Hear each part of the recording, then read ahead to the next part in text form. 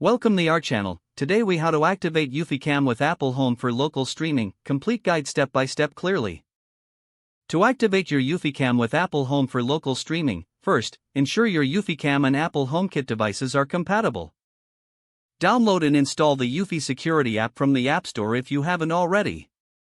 Open the Eufy Security app and sign in to your account or create a new one. Once logged in, tap on the camera icon to add your EufyCam to your account.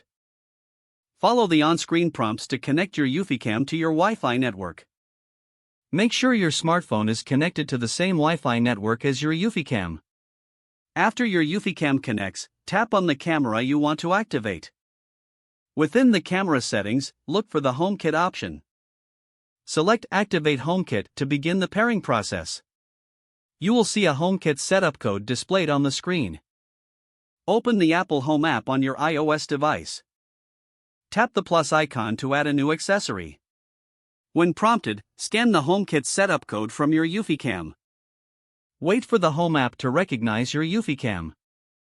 Once added, assign your EufyCam to a specific room in the Home app. Customize the camera settings as needed within the Home app for local streaming. To ensure the EufyCam streams locally, verify that your HomeKit setup allows for local connections.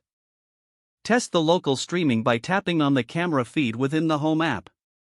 Enjoy seamless access to your EufyCam direct. If you encounter issues, refer to the troubleshooting section in the Eufy Security app or consult Apple's support resources. You are now ready to monitor your property with your EufyCam integrated into Apple Home. If the page does not load, refresh the browser or try again in a private or incognito window. Make sure you are using the correct email address, then retype it carefully to avoid small typos. If your password is not accepted, use the reset option and create a new strong password you can remember. Check your spam folder for verification or security emails, then complete any requested confirmation steps.